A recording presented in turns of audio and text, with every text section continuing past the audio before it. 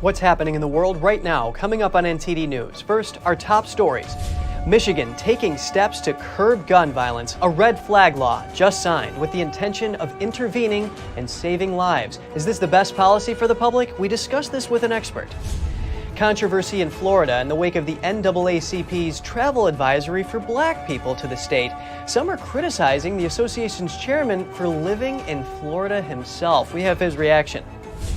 Hundreds of bills supporting Democratic interests failed to pass in California. We take a look at why the Democrat supermajority didn't pass them. Two students sue their Michigan State University professor after she allegedly uses their money to support abortion provider Planned Parenthood.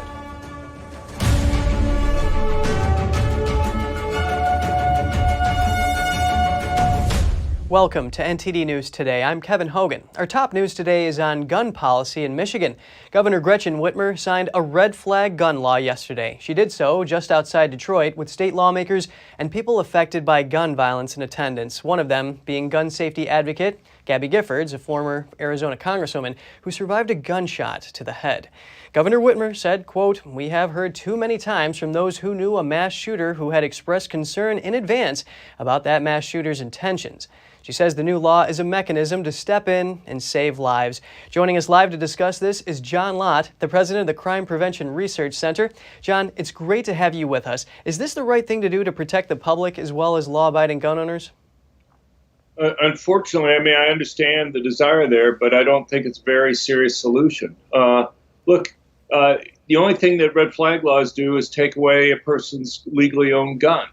About 99% of the time, they're used to stop people who you're concerned may commit suicide. And if you believe somebody is really suicidal, simply taking away their gun, only doing that is not a very serious solution. There's actually already a better law on the books in Michigan as well as all the other states, and that is these civil commitment or involuntary commitment type laws. What happens in those cases is that if somebody's concerned that somebody's a danger to themselves or others, they'll call the police. Police will come out and evaluate them. If the police believe that there's a reasonable probability that the person is in fact a danger to themselves or others, they can take them in for an immediate mental health evaluation. Depending on the state, you'll have either 2 or 3 experts look at the person, and if they agree that there's a reasonable chance that the person is a danger to themselves or others, there can be an immediate court hearing. If somebody can't afford a lawyer, one's provided for them. And then at that point, the judge will hear evidence. And if the judge thinks it's likely that somebody's a danger to themselves or others, then the judge has a range of options. They can say, look, if you voluntarily go and see outpatient treatment from a mental health care expert, we'll have you come back in a week or two and we will reevaluate the situation. They could take away the person's driver's license. They could take away the person's gun. And in the most extreme case, they can go and involuntarily commit the person. The problem with red flag laws is they don't have any of those types of protections. The only thing that a judge sees is a piece of paper with a written complaint. He doesn't talk to the person that the complaint is made about. He doesn't talk to the people who made the complaint. There's no hearing when the gun is initially taken away from the person.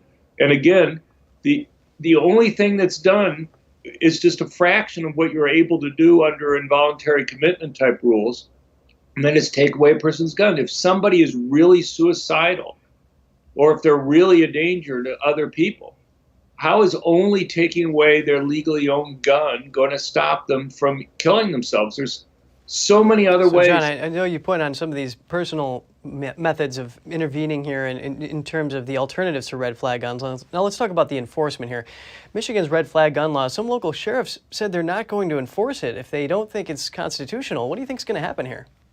Right. Well, there's due process type concerns that are there. You're taking away somebody's basic right to self-defense, and you're doing it without a court hearing. You're just doing it based solely on a written complaint. The person can't challenge the evidence that's being provided. There are real due process concerns. And, even when there is eventually a hearing with red flag laws, you're often talking about $10,000 or so cost to go and hire a lawyer to go and represent you in those hearings.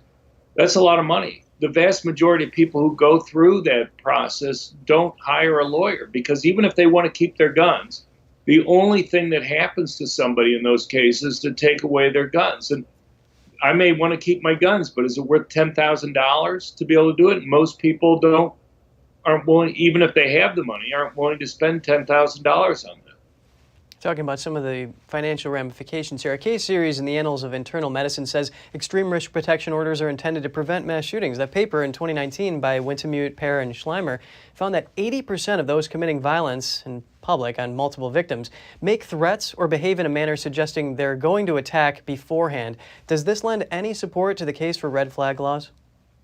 Well, I don't think it's a very serious study. I mean, look, there's so many things that people have Monday morning quarterbacking on, things that happen that they go and attach additional significance to. Over half the mass public shooters in the last 25 years were actually seeing mental health care professionals within 6 months of their attack. And yet in not one single case did any of those mental health care professionals, these are experts, some of them internationally known experts, were they able to identify any of these individuals as a danger to themselves or others? To go and suggest that others who are not even experts to go and be able to do that. Look, you read the diaries, you read other things. There's so many times that people will afterwards will say, well, I should have understood this. I should have seen this. But you know, the fact is, I think it's extremely difficult, and it just doesn't happen. Well, John Lott, thanks for helping us assess the validity of that study. President of the Crime Prevention Research Center, John Lott, really great to have you with us today. Thank you very much. Turning now to Arizona, where a judge has dismissed former gubernatorial candidate Kari Lake's election case. He says she failed to prove evidence of significant misconduct in the election. Lake's attorney argued that there was questionable ballot counting and verification. He said around 270,000 ballots with signatures were verified in less than 3 seconds. The judge said he won't consider the length of time because no standard exists in Arizona law. Lake lost the election to Katie Hobbs by about 17,000 votes, but she challenged the results. The same judge initially dismissed Lake's case, but the Arizona Supreme Court allowed the part of it dealing with ballot signatures to proceed. The judge said Lake failed to prove misconduct within the election board or an amount of misconduct that would have impacted election results. Turning now to the NAACP's travel advisory for black people to the state of Florida. Association Chairman Leon Russell reacted to criticism that he himself lives in the Tampa Bay area. NTD's Daniel Monahan has more on the ongoing controversy. Russell appeared on MSNBC's The Readout to talk about the recent wave of criticism of the travel advisory. We haven't told anybody to leave. In fact, the NAACP is encouraging folks to stay here and fight. Russell says now is actually the time for certain groups to stand their ground. It's black people, LGBT community, the immigrant community, women need to stand our ground in Florida and fight. The travel advisory stated that Florida is openly hostile toward African Americans, people of color, and LGBTQ+ individuals. Florida Republican Party Chairman Christian Ziegler had drawn attention on Twitter to the fact that Russell lives in the Tampa area. Ziegler wrote that it's time to step up and move. If you think our state is so bad, the Florida GOP will help with moving costs. NAACP President Derek Johnson accused Florida Governor Ron DeSantis of using race as a tool to weaponize against people.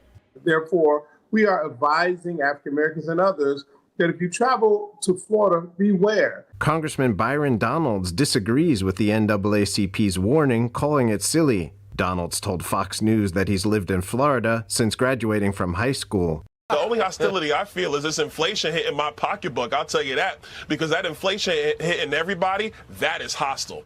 Donalds called on Americans to get past this stuff. We can't be using race to weaponize our politics and to weaponize our media. Critics accused DeSantis of not wanting to teach African American history in Florida. That's due to his opposition to an advanced placement course on the topic. DeSantis says he opposed content in the course such as queer theory, slavery reparations, abolishing prisons, and Black Lives Matter. He said the course had a political agenda and accused it of indoctrinating, not educating students. The Florida legislature passed legislation this year which increased requirements for the teaching of African American history in schools. Daniel Monahan, NTD News. From coast to coast, around 300 bills failing to pass in California. Many of those bills would have pushed Democrats' interests. So why did the supermajority not pass them? Let's take a look. Approximately 300 bills failed to pass California's Assembly and Senate Appropriations Committees last week. The bills were part of what is known as a suspense hearing. That's when the Senate refers any proposals with a minimum $50,000 effect to the Senate Appropriations Committee, and the Assembly refers those exceeding $150,000 to the Assembly Appropriations Committee. Those that survive are reviewed by the other House's Appropriations Committee before being sent to the floor for final consideration. More than 1,100 bills were considered in the fast-paced sessions. However, many failed to pass. Among those were bills that represented Democrats' interests, who hold a supermajority. Lawmakers were potentially eyeing the state's $30 billion deficit following Governor Gavin Newsom's May budget revision announced a week before. During a press conference announcing the May budget revision, Newsom advised caution when passing bills. We have all these amazing bills. They're amazing. I mean, nothing worse. You know, I sit here, I care about what they care about. The vast majority of the bills I get, I'm like, boy, I'd love to do that. You know, I want a little expression of a deeper understanding now of the nature of the budgetary constraints and just get it done in the budget. Some of the bills that failed to advance were about promoting abortion access, climate initiatives, gun control, and homelessness. The Assembly Appropriations Committee told reporters after the hearing that it is a different time that we have to operate in, so it is a lens that we have to look through all the bills. However, not only Democrats issued got stalled. A Republican assemblyman introduced a bill targeting retail theft failed.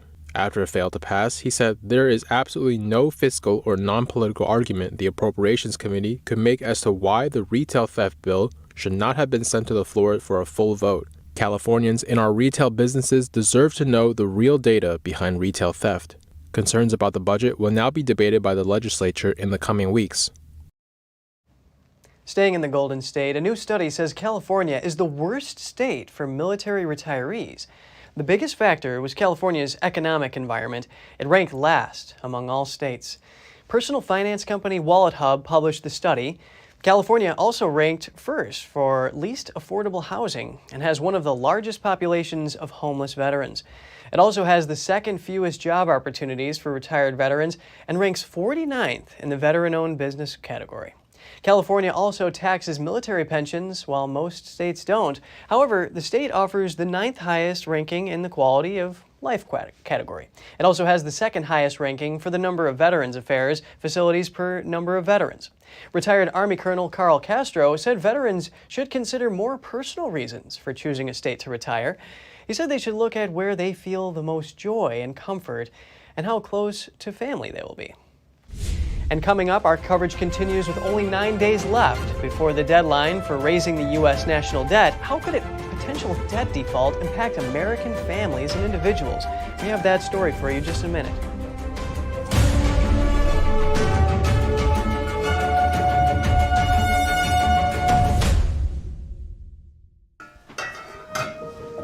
Hey, I told you enough of that. But look, this is different. It's Ganjing World.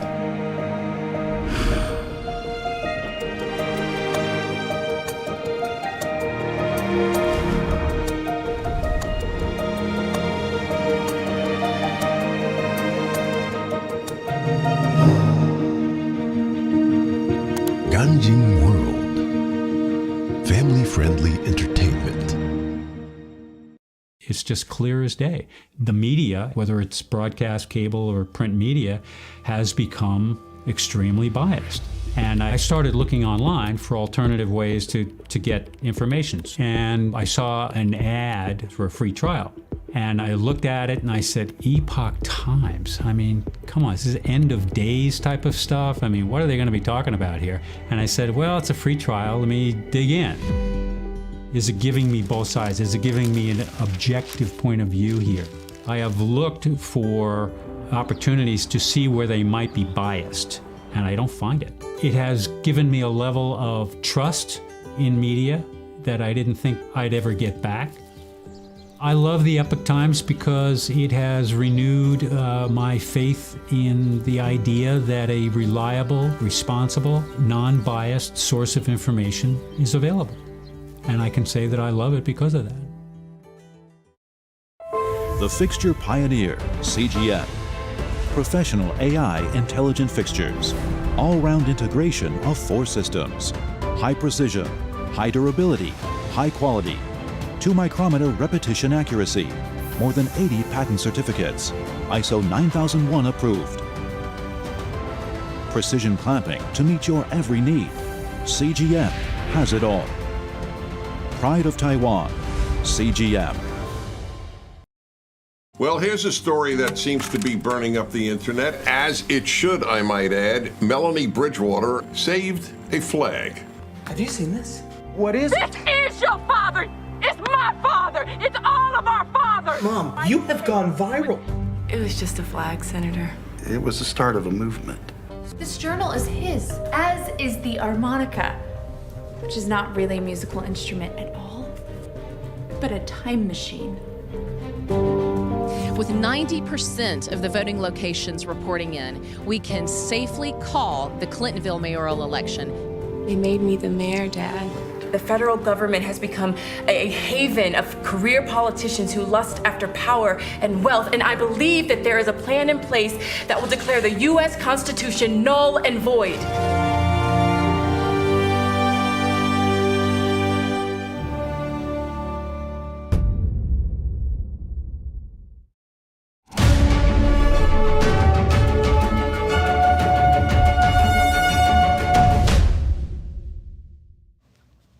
Welcome back. We're continuing our program with speculation that has surfaced that President Biden could, quote-unquote, use the 14th Amendment to raise the borrowing limit of the U.S. government.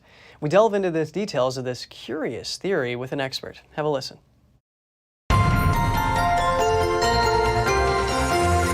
Joining us now is Rob Nadelson, constitutional scholar, to talk about this debt ceiling saga. Thank you for joining us, Rob. It's an honor to be with you. Can you tell us, how is it possible to interpret a Civil War-era amendment designed to make sure the Union can pay off its debts for stopping the Confederate secession to mean the president can unilaterally raise the nation's borrowing limit? It's an extraordinary jump, isn't it? The 14th Amendment is a long amendment. It was adopted for several reasons, but one of the reasons it was adopted was to prevent a future Congress, which might be dominated by former Confederate members, from repudiating the Union war debt. So there is a provision in there which says that the public debt of the United States shall never be called into question. But the Constitution also says that the agency for incurring the public debt is the Congress, not the president. The president has no power at all under the 14th Amendment except to enforce the law and the current debt limit, not what he wants it to be, but the current debt limit is the law that he has to enforce. The president is the enforcer, of course, and Congress makes the laws. Senator Elizabeth Warren says if Republicans are going to prevent a deal to raise the debt ceiling, it's up to the president to find alternative options, something we touched on here. So is it necessary to raise the debt ceiling in the first place? Well, in my opinion, no. And frankly, in my opinion, we would probably be better off if we did not raise the debt ceiling. Here's what not raising the debt ceiling does. It means that the federal government cannot go further into debt. The existing debts continue to be out there, and we continue to pay them and refinance them as necessary, but it means that we can't go further into debt. That means that we have to run a balanced budget. So when people talk about, the horrors of raising the debt ceiling, what they're really telling you is that unlike 75% of the American people, they don't want the federal government to run a balanced budget. So not raising the debt ceiling means that we return to a balanced budget. In my view, that would be a good thing. We have to do it eventually anyway. We can't continue to run up debt without economic disaster or default. And we're better off if we return to a balanced budget earlier than if we kick the can down the road. So, Rob, the U.S. takes in money every day from taxes and other revenues, and Treasury Secretary Janet Yellen says if the debt ceiling isn't raised, they're going to have to make some adjustments. None of them are good, she says. Now, for example, if the United States defaults on its debt, then that means 60 million Americans who rely on Social Security payments might have their checks delayed, causing hardship. What's your reaction to this? Well, look, the United States isn't going to default on its debt. We are taking in, the federal government is taking in about 8 times the money necessary to handle debt service. In other words, to pay off debt. So all that means is the federal government is going to have to find places elsewhere to cut in order to reduce its budget to the level of revenues. It's something, as I said, we're going to have to do anyway. And I think almost any viewer today can think of examples of ways in which the federal government could save money. The federal Rob, where do you government think those cuts need to be made? I mean, would any of those disproportionately affect the most vulnerable in society? There would be no requirement that they do so. I mean, there are certain core elements of government that we continue to operate. We might have to cut back on some of the politically correct projects the Biden administration likes. We might have to stop students who are going into college from getting themselves hugely in debt, maybe by trimming the student loan program. We might have to do things like that, but there would be no need to pare back the core functions of government. Some difficult decisions to make. Rob Nadelson, constitutional scholar, really do appreciate your analysis. Thank you. Appreciate it. More on this topic, how would a possible U.S. default impact American families? The situation people face could be worse than the economic period in the 70s and 80s. Here's the story.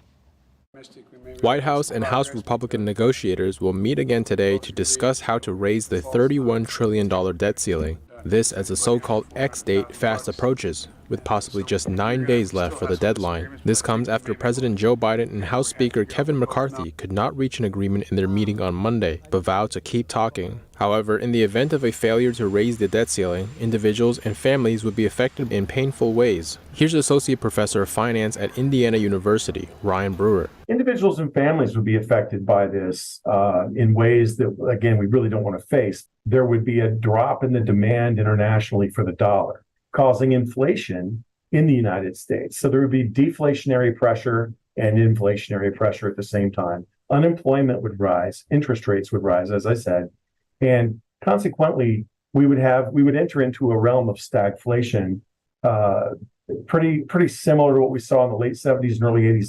Inflation peaked at an annual rate of around 13% in 1980. Unemployment rates also soared during this period, reaching around 10%.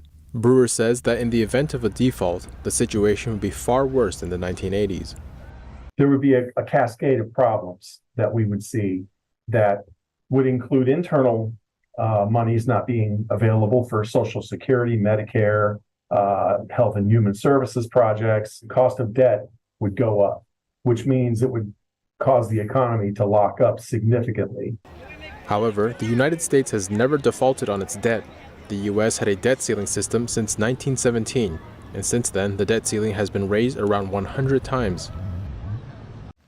In other news, 2 Michigan State University students are suing their professor. She allegedly compelled each student in her classes to pay her $99, which she used for progressive causes. Amy Weisner works as a professor of marketing at the school. All of her 600 students allegedly had to pay a fee in order to join her course. The money went to membership in her organization called the Rebellion Community.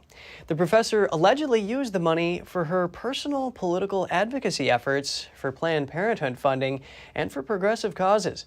Around $60,000 was collected from students. The professor also allegedly used some of the money to purchase an RV. The students suing Weisner were particularly concerned about their money going to abortion provider Planned Parenthood. The students say they are pro-life. The FAA announced new funding for airports yesterday. It's awarding over $100 million to 12 airports to help prevent runway incursions. The FAA defines incursion as the incorrect presence of an aircraft, vehicle, or person in an area designed for landing and taking off. The grant money will go towards reconfiguring taxiways that may be confusing, as well as building new taxiways and installing airfield lighting and safety technology. Recipients of the funding include international airports in Miami, Las Vegas, San Diego, and Tucson. Do you find expiration and use-by dates on food labels confusing? Well, if you do, you're not alone. A bipartisan group of lawmakers has introduced a bill that would create an easy-to-understand system used across the U.S. The bill is called the Food Date Labeling Act. It's co-sponsored by Democratic Congressman Josh Gottheimer. He says the food date labeling system would be created by experts and would be universal across the nation. Gottheimer says there needs to be higher standards and more consistency, and that the new law would allow food to be sold or donated after a best use-by date. The nonprofit organization Feeding America estimates around 120 billion pounds of food is wasted every year. A new survey suggests the vast majority of Americans maintain belief in God, but the percentage of those abandoning specific religions remains at a historic level. The results of the long-running national survey, the General Social Survey, show only 7% of the respondents say they don't believe in God. The rate of respondents saying they believe in some higher power continued its gradual upward trajectory since 2000, reaching a new high of 14%. This corresponds with a decrease in those who believe in God with no doubts. This pushed the overall percentage of spiritual Americans to 86%, but survey data suggests that 29% of respondents said they have no religion in 2021. That's a record high. Just 5% said the same back in 1972 when the survey was first administered. And still to come, House Republicans are crying foul over new proposed emission standards and are raising concerns over who will really benefit. And the British Prime Minister won't be shutting down the UK's Confucius Institutes after all. He previously promised to ban them. We'll have the details for you when we return.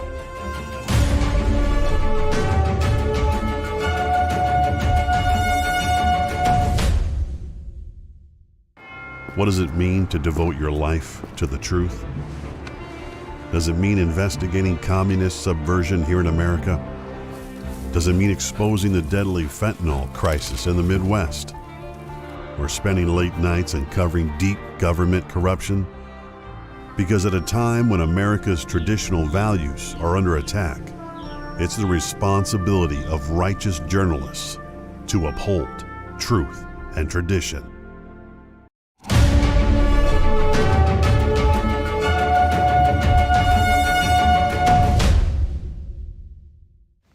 Good to have you back with us. We're going overseas now. The United States and Papua New Guinea signed a defense cooperation agreement yesterday. Secretary of State Antony Blinken met with Prime Minister James Marape on behalf of President Biden, who was busy with debt limit talks. I just want to stress this point. It wasn't soft down our throat. It wasn't forced upon us. It was a mutual agreement. There is an old Hawaiian saying that translates loosely to united to move forward. And I think that's the spirit in which we all came together today as Pacific nations. The agreement strengthens the country's ties as the U.S. attempts to push back China's influence in the Pacific region.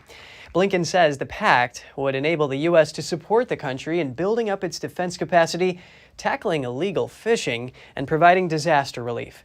Biden has invited Marape to Washington for a second U.S. Pacific summit later this year. The countries are likely to discuss various issues, including trade and economic ties and maritime security. More than 150 House Republicans have asked the Environmental Protection Agency to cancel its proposed emission standards. They argue the proposal would saddle consumers with higher costs, isolate Americans in rural areas, and increase economic dependence on China. The group is led by Representative Kathy McMorris Rogers. It sent a letter on May 22nd to EPA Administrator Michael Regan. The letter calls the standards for light and medium-duty vehicles and heavy-duty trucks unworkable and impractical. The letter also states that a fast shift to electric vehicles would only benefit the Chinese Communist Party. That's because China has a stranglehold on the critical mineral supply chain and the manufacturing of EV batteries. The UK says its Confucius Institutes won't be shutting down after all. The British Prime Minister promised to ban the programs, but now he's changed his mind. Beijing calls them culture and language exchange programs, but they're widely seen as a tool used to infiltrate the West. NTD's Malcolm Hudson spoke to an expert who called the U-turn disappointing. British Prime Minister Rishi Sunak has abandoned his pledge to shut down the 30 Chinese state-sponsored Confucius institutes here in the UK. Mark Sidwell, Director of Research for the Henry Jackson Society, had this to say on the decision. It's an incredibly disappointing thing to hear that Rishi Sunak's gone back on his explicit pledge to close down the UK's Confucius institutes. A Downing Street spokesperson said the government recognises concerns about Chinese interference in universities. They are pulling government funding from the institutes, but they said they currently judge it would be disproportionate to ban them. On the surface, Confucius institutes promote Chinese language and culture, but Sidwell said they're deeply tied to the Chinese Communist Party's propaganda network. They're effectively propaganda outlets sitting within our most important academic institutions, and it's an insupportable arrangement. An investigation by the Henry Jackson Society found Confucius Institute staff from China must undergo political vetting and vow to follow Chinese law while abroad. Sidwell said when the institutes are in place, they become engaged in activities wider than just education. They're lobbying politicians, they're reaching out to business groups, and they're constantly spreading a very particular message that comes from the CCP. You know, they won't be holding events that deal in great detail with the problems of the Uyghurs and the Uyghur genocide. They won't be dealing with the crackdown on freedoms in Hong Kong. They won't be dealing with the issues of Tibet. The British government recently passed the Higher Education Freedom of Speech Act. Its aim is to ensure freedom of speech and discussion on university campuses. The act came about for domestic reasons, because some speakers at universities were being deplatformed or censored. But it may well be that this will provide a different route for a crackdown on the Confucius Institutes, because the Confucius Institutes very clearly are not concerned with the values of freedom of speech that are at the core of Western universities and what they stand for. Sidwell said it's enormously important for the UK to study Chinese language and culture, saying it plays a vital contribution in the 21st century. But he added that this must not be done through the distorted lens of CCP propaganda. Malcolm Hudson, NTD News London. All right, and if you have any news tips or feedback for the show, don't hesitate to email us at news.today@ntd.com. Stay tuned for more world news coverage. European Union countries have agreed on a ban in destroying unsold clothing in a bid to reduce waste. And academics from Britain's Oxford University defend free speech amid a row over a feminist who's due to give a talk about gender. We'll have more for you shortly here on NTD News Today.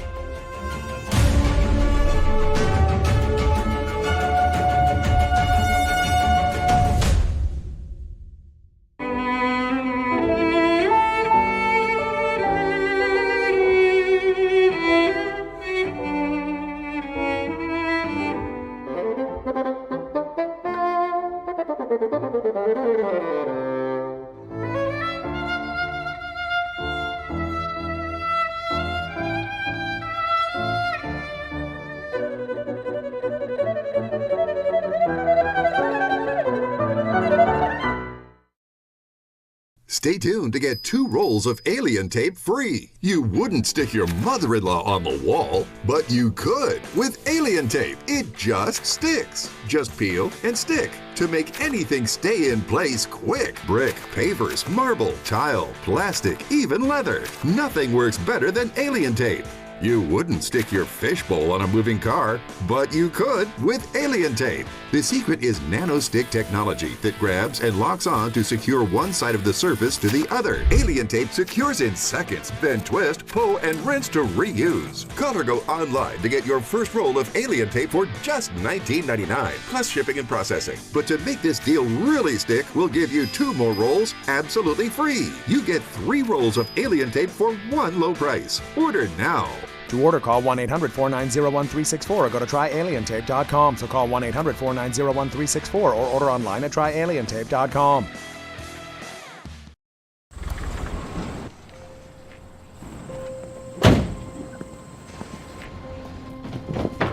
Dad, they took over my bedroom. Come on, come on.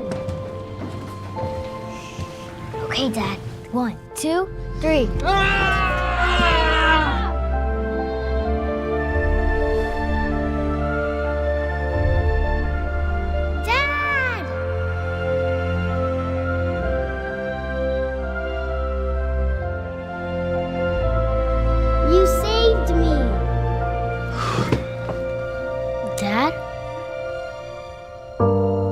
Are you okay?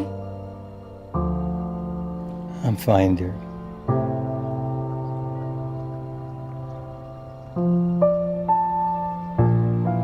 Your hero needs you now, and AARP is here to help. Find the care guides you need at aarp.org/caregiving.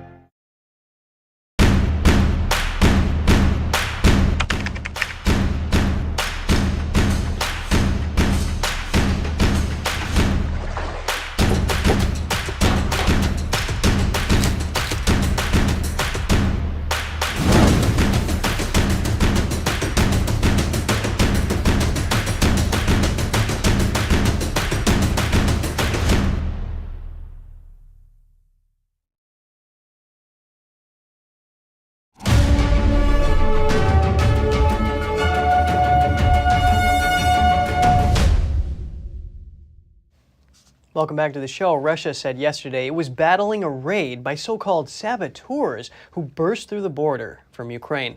The attack appeared to be one of the biggest assaults of its kind since the war began 15 months ago. NTD's Daniel Monahan has more on the fighting. The governor of Russia's Belgorod region says a Ukrainian sabotage group had entered Russian territory in an area bordering Ukraine and was being repelled. He appealed to those who left their homes to stay away for the time being. The cleansing of the territory by the Ministry of Defense, together with law enforcement agencies, continues. Officials reported that at least 8 people had been wounded and 3 houses and an administrative building damaged. A Ukrainian media outlet cited Ukrainian military intelligence as saying 2 armed Russian opposition groups were responsible for the attack. Both groups reportedly consist of Russian citizens. One of the groups is called the Freedom of Russia Legion. It published a video on Twitter saying they want their children to grow up peacefully and be free so they can travel, study, and be happy in a free country. Но этому нет места в современной путинской России, прогнившей насквозь от коррупции, вранья, цензуры, ограничений свобод и репрессий. Но диктатуре Кремля пришло время положить конец. The video ended with the declaration that Russia will be free. Another group also published footage on Monday of a fighter operating an armored vehicle on a country road. Other videos showed pictures and video of what were described as captured Russian servicemen. NTD could not verify the videos. A Ukrainian presidential advisor said the Kyiv government was watching the situation with interest, but has nothing to do with it. A Kremlin spokesman said Russian President Vladimir Putin had been informed and that work was underway to drive out what they call the saboteurs. Daniel Monahan, NTD News. European Union governments have agreed to a common position for a ban on destroying unsold clothing in an aim to reduce textiles waste. 27 member states of the European Union agreed on Monday that the bloc should ban the destruction of unsold textiles. It's part of a push towards greater reuse and recycling. The Swedish industry minister said the decision is an important step towards so-called green policies. The regulation will promote the circular economy in the EU by creating a framework for the Commission to set requirements for products in terms of environmental sustainability. Textile consumption in Europe has the 4th highest impact on the environment after food, housing and mobility. Nearly 6 million tons of textiles are discarded every year in the EU, approximately 11 kilograms per person, much of it put into landfill or burned. The new law would also create a new digital product passport, detailing a product's environmental sustainability. The legislative proposal still needs to be approved by the European Parliament before it becomes law. In the UK, a group of academics from Britain's Oxford University are defending free speech amid a row over a prominent feminist that some are trying to cancel. Here's NTD's Jane Worrell with more. Universities must remain places where contentious views can be openly discussed. That's the view of more than 40 Oxford University academics writing in the British newspaper The Telegraph. They intervened amid tensions over Kathleen Stock, a feminist who holds gender-critical views. She's been critical of the gender self-identification plans and also says that trans women aren't women. Now, more than 100 Oxford University students have condemned alleged threats made to the Oxford Union, who invited her to a debate. And the university's pro-vice-chancellor has also spoken out for free speech on university campuses. For many, expressing these views could put their jobs on the line. There is not one vice-chancellor, deputy vice-chancellor, or any senior person in any university in the UK who dares say, I believe in biological sex, who dares say there are men and there are women. They would lose their careers. It's the largest row at the university since students called for the Cecil Rhodes statue to be pulled down. Other UK universities have also faced tensions over free speech and gender-critical speakers. The gender-critical feminists, as you call them, the feminists who believe in biological sex, are at the cutting edge of this. They're feisty individuals who just believe that they want to be what they are. Hundreds of trans activists are expected to turn up to protest against Kathleen Stock's debate, which will be held next week. Jane Worrell, NTD News. In France, rights groups suffered a blow after the country's top court approved the limited use of AI tech for surveillance at next year's Olympic Games. This includes facial recognition and new biometric features. NTD's France correspondent David Vives has more for us. France's Constitutional Court has approved the use of controversial surveillance technology powered by artificial intelligence. With Paris preparing to welcome 600,000 attendees at next year's Olympic Games, the government is set to tighten security measures.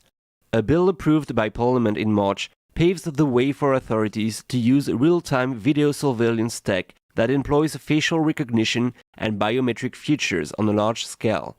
Cameras will automatically recognize body positions, gaits, gesture. For example, it could notice unattended bags or analyze the movements of crowds for suspicious behavior. But this new technology is controversial, and 38 rights groups have voiced their opposition, describing the plans as a dangerous precedent for other European countries. It will make France the first country in the EU to allow the use of AI-powered surveillance. Legal expert Marc Gauthier says there are several issues with the plans. An individual is not permitted to go so far in the analysis of people's behavior. This is the argument of the impunity of the machine, which has already been used by applications that send you targeted ads and thus spy and listen to your conversations. It should also be mentioned that this technology will be able to detect people's intentional behavior on a large scale and will trigger so-called preventative interventions even before a suspicious incident or act. The Constitutional Court in last week's decision limits the use of the new experimental technology to sports, recreational or cultural events in order to combat public order offenses. The government says the measures are needed to prevent terrorist attacks and crowd crushes. Gauthier says there are questions on the use of data retention by the authorities, which the EU Court of Justice has ruled against in several instances. It is very obvious that the use of such a technology is open to abuse, and the benefits of such an intrusive technology does not seem, according to its purpose, justify its deployment. It's perfectly in line with the ultra-security trend in which France, for example, is currently embroiled in. Gauthier is concerned that the use of AI surveillance tools by France might extend to other countries. The West is very keen on the idea of protecting human rights and individual liberties within legal and political systems. With these new technologies, we are obviously allowing the generalized intrusion in people's lives, whether it's the digital ID, the vaccine health pass, or the carbon pass. In short, all this in fact shapes an environment which goes against the structure of our civilization. The AI surveillance law will be in place until March 2025. David Vives, NTD News, Paris. Fresh searches are underway in Portugal in the investigation into the disappearance of British girl Madeleine McCann. Police divers entered the water early on Tuesday at a reservoir about 30 miles from the holiday resort where the then 3-year-old girl went missing in 2007. A Portuguese news channel reported that 4 teams of local officers and at least 20 German officers are involved. German police requested the search, and British officers are overseeing the operation. The prime suspect in Madeleine's disappearance, a German convicted sex offender, is believed to have spent time in the area between 2000 and 2017. Investigators believe he killed Madeleine after abducting her. And coming up, some cultural news. Items from late Imperial China are on display in London. The British Museum is calling the exhibit a global first. Details to come right here on NTD News Today.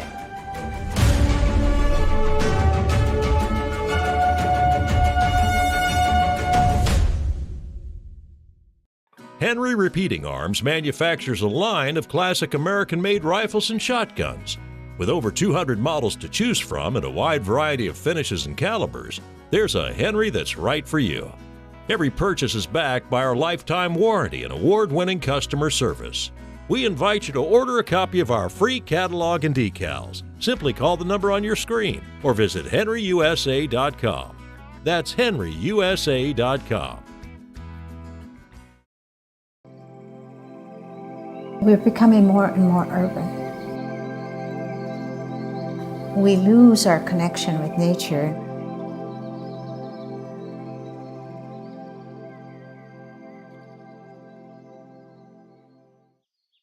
This little girl lives in a world of natural beauty, nature all around her. Not everybody has this opportunity. Things are growing all around her.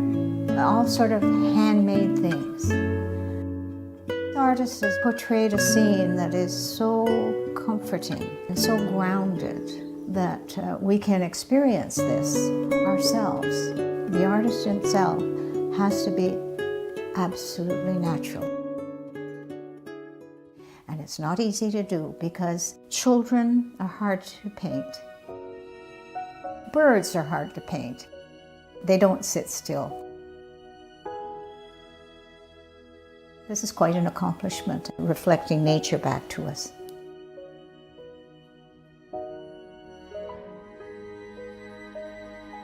It's just a pure, natural painting.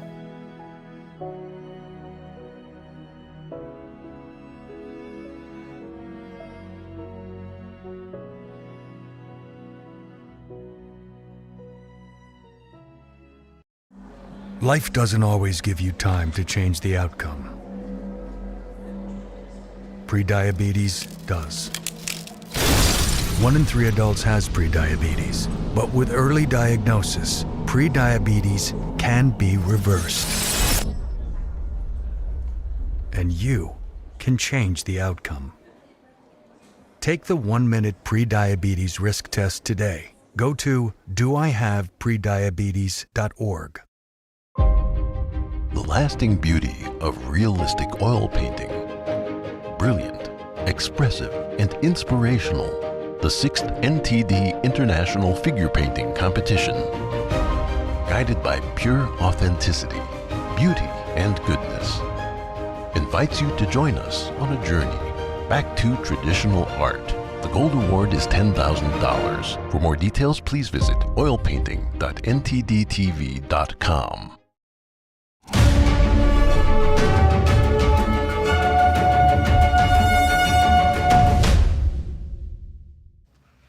Glad you're back. You're just in time for a journey through late Imperial China. The British Museum is showcasing its items from 19th century China in a first-of-its-kind exhibit.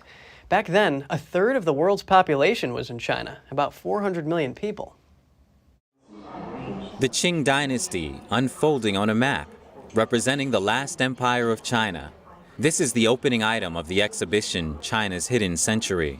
Well, this is a very innovative exhibition because there hasn't been a 19th century exhibition anywhere in the world before. Some painting shows, some photographs, but nothing of this scale. And that's partly because of the violence of the 19th century.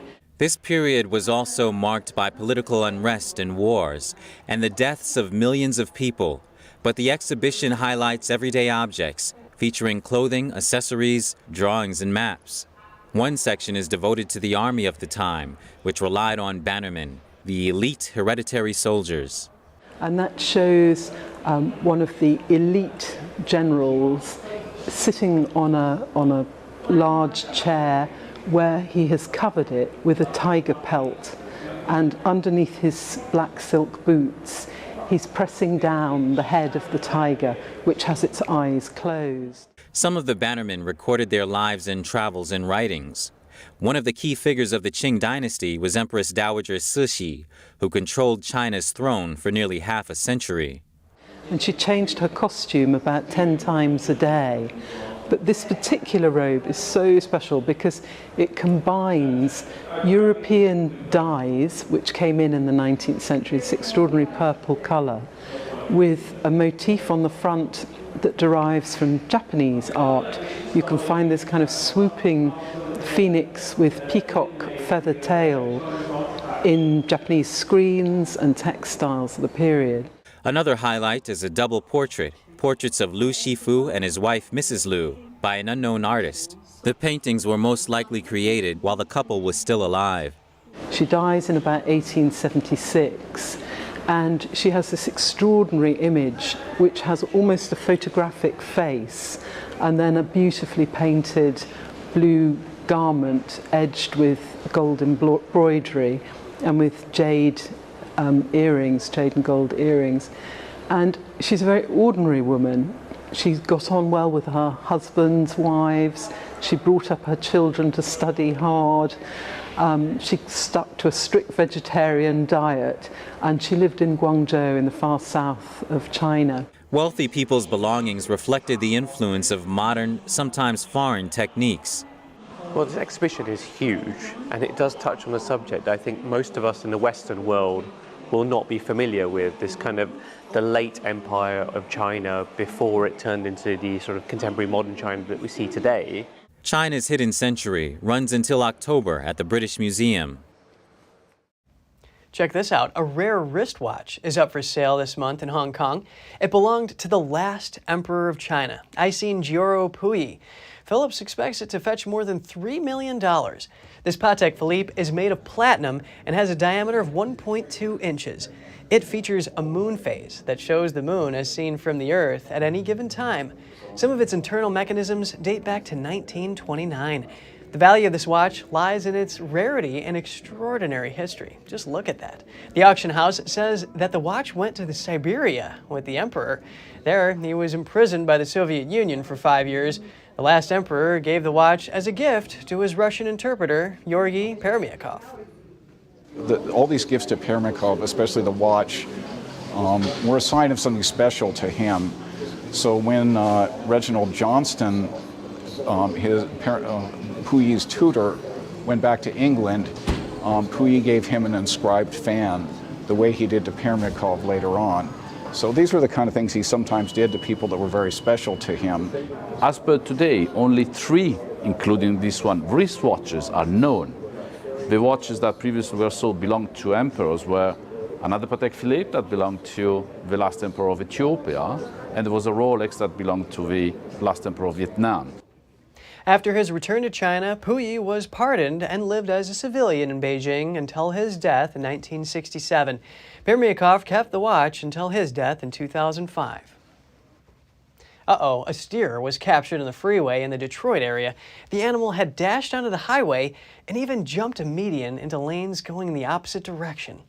The steer is named Lester. Wranglers pursued him on the freeway, including one on horseback that eventually roped him. The other wranglers rode in ATVs. Michigan State Police wrote on Twitter that the animal has not been charged and is now back in the pasture with other livestock. Lester had been on the run for several weeks. After he and 4 other bovine animals escaped a ranch, they were relocated there after an earlier outbreak from an animal rescue facility. The other escapees were caught earlier, but wranglers only caught up with Lester last Sunday. A great white shark was spotted chomping on a seal off the coast of Cape Cod. It's the first confirmed white shark sighting of the season in the area. Crew members with the Dolphin Fleet Whale Watch captured the scene Saturday morning. Passengers gasped when the shark surfaced to grab a piece of seal flesh. The entire incident lasted only about 7 minutes. The shark was estimated at 12 feet long. The company said whale watching boats rarely meet sharks, and sightings of them feeding are unheard of. Cape Cod is the only known congregation of white sharks in the Northwest Atlantic, but experts say they pose little threat to humans. That's all for today's program. We're really glad to have you with us.